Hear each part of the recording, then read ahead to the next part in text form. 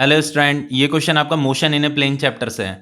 अगर आपको motion in a plane chapter को ब्रीफली पढ़ना है तो उसके लिए मैंने लिंक आपको डिस्क्रिप्शन बॉक्स में दिया है, वहां से भी आप इस चैप्टर के टॉपिक पढ़ सकते हैं।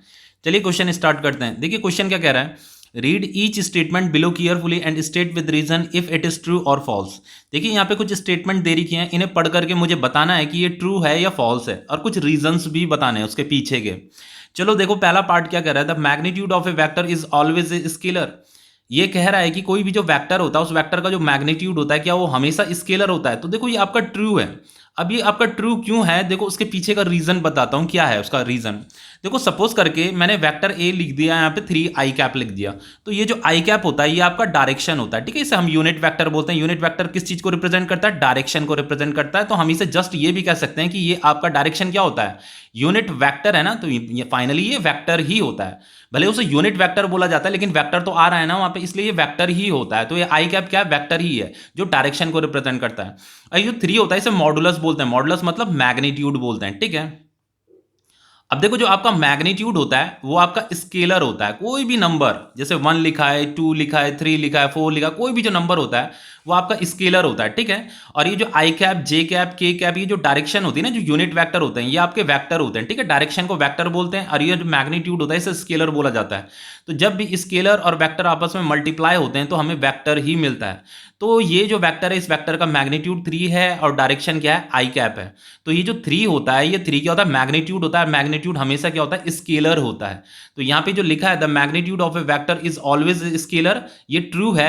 रीजन उसका ये है क्योंकि मैग्नीट्यूड क्या होता है, एक नंबर होता है। तो आपको यहाँ पे लिखना क्या है, आंसर में ये लिखना है the magnitude of a vector is scalar because it is a number, क्योंकि ये एक नंबर होता है। जो नंबर होता है वो स्केलर होता है, ठीक है।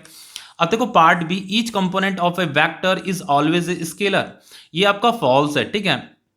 देखो कोई कोई भी जो वेक्टर होता है ना, सिर्फ वेक्टर के ही कंपोनेंट बनाए जा सकते हैं, स्केलर के कंपोनेंट नहीं बनते हैं। सिर्फ वेक्टर के कंपोनेंट बनाए जा सकते हैं, और वो जो वेक्टर के जो कंपोनेंट होते हैं वो खुद भी वेक्टर ही होते हैं, वो स्केलर नहीं होते हैं। यहाँ पे स्केलर लिखा है, यहाँ पे वेक्टर आना चाहिए था।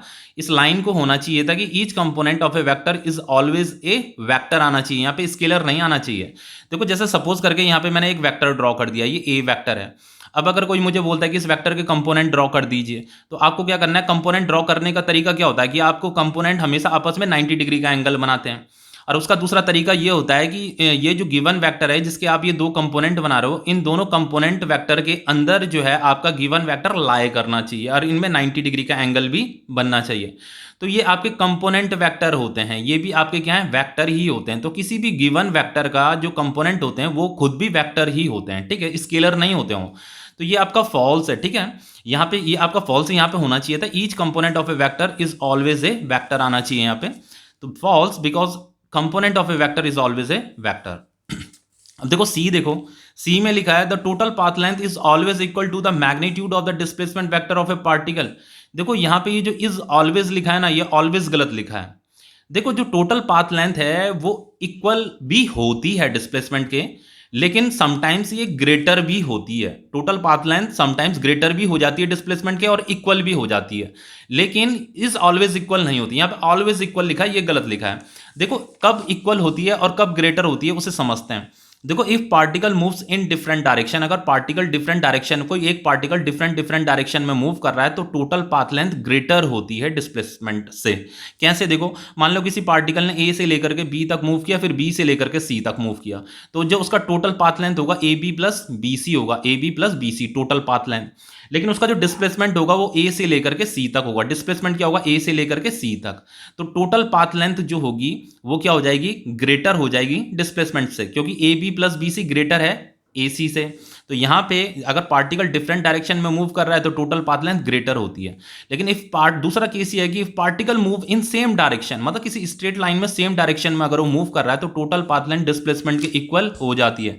जैसे मान लो कोई पार्टिकल ए से लेकर के बी तक मूव किया, इस सेम डायरेक्शन में मूव कर रहा है, इसी डायरेक्शन में मूव कर रहा है, स्ट्रेट लाइन में मूव कर रहा है, तो उसका जो डिस्प्लेसमेंट है, डिस्प्लेसमेंट भी ए बी होगा और जो टोटल पाथ लेंथ होगी वो भी ए बी ही होगा, वो भी ए बी होगा। तो ये दोनों के दोनों क्या हो जाएंगे, इक्वल हो जाएंगे। तो देखो इक्वल तब होता है जब स्ट्रेट लाइन में मोशन करता है, और टोटल पाथ लेंथ ग्रेटर तब होता है डिस्प्लेसमेंट से जब ये डिफरेंट डायरेक्शन में मूव करता है। तो देखो यहाँ पे लिखा क्या है कि इज ऑलवेज इक्वल लिखा, ये गलत है, इज ऑलवेज इक्वल नहीं लिखना चाहिए, यहां पे ये कंडीशन लिख देना जो मैंने अभी आपको बताई यहां से लेकर के यहां तक, ठीक है।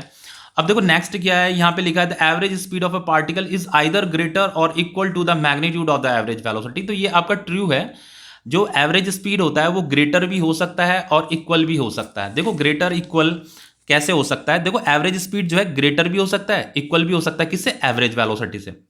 देखो एवरेज स्पीड का फॉर्मूला क्या होता है, टोटल पाथ लेंथ, जो टोटल लेंथ होती है डिवाइडेड बाय टाइम, और जो एवरेज वेलोसिटी का फॉर्मूला होता है वो होता है डिस्प्लेसमेंट डिवाइडेड बाय टाइम। अब देखो अगर मैं स्ट्रेट लाइन मोशन ले लूं तो स्ट्रेट लाइन मोशन में क्या होगा, टोटल पाथ लेंथ और डिस्प्लेसमेंट क्या हो जाएगा, इक्वल हो जाएगा। तो ये और ये दोनों के दोनों भी क्या हो जाएंगे, इक्वल हो जाएंगे। तो एवरेज स्पीड एवरेज वेलोसिटी भी इक्वल हो जाएंगे। लेकिन अगर मैं पार्टिकल अगर डिफरेंट डायरेक्शन में मोशन कर रहा है तो उस वाले केस में जो टोटल पाथ लेंथ होती है वो डिस्प्लेसमेंट से ग्रेटर हो जाती है। तो ये वाली जो इसकी जो वैल्यू होगी वो ग्रेटर हो जाएगी, ये वैल्यू क्या हो जाएगी, छोटी हो जाएगी। तो ओवरऑल होगा क्या कि इस फॉर्मूले का जो फॉर्मूला, ये जो फॉर्मूला इसकी जो वैल्यू आएगी ना वो ग्रेटर आएगी इससे, ठीक है। तो एवरेज स्पीड ग्रेटर भी हो सकती है एवरेज वेलोसिटी से, वो ग्रेटर कब होगी, जब पार्टिकल स्ट्रेट लाइन में मोशन कर, भाई डिफरेंट डायरेक्शन में मोशन कर रहा होगा। और एवरेज स्पीड एवरेज वेलोसिटी के इक्वल भी हो सकती है, वो इक्वल तब होगी जब पार्टिकल किसी स्ट्रेट लाइन में मोशन कर रहा होगा, ठीक है। अब देखो ये लास्ट वाला टॉपिक है, वो क्या कर रहा है, 3 vectors not lying in a plane can never add up to give a null vector. वो कह रहा है कि कोई 3 वेक्टर हैं वो किसी सेम प्लेन में लाई नहीं कर रहे हैं, कैन नेवर एड अप, उन्हें कभी भी ऐड नहीं किया जा सकता। तो ये ट्रू है, ठीक है।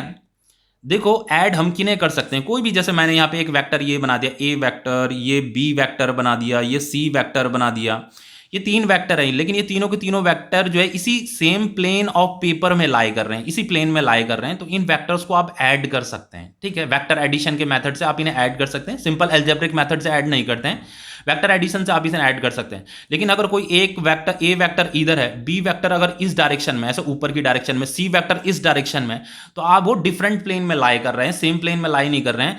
तो सेम प्लेन में लाई नहीं कर रहे हैं तो उन्हें आप ऐड नहीं कर सकते। ऐड किन्हें करोगे, जो सेम डायरेक्शन में, भाई सेम प्लेन में जो होंगे उन्हीं को आप ऐड कर सकते हो। तो यहां पे क्या लिखा है, 3 vectors not lying in a plane, अगर कोई सेम प्लेन में लाई नहीं कर रहा है, कैन नेवर ऐड अप, उन्हें ऐड नहीं किया जा सकता। तो ये आपका ट्रू है, तो ये क्वेश्चन भी आपका कंप्लीट हो जाता है।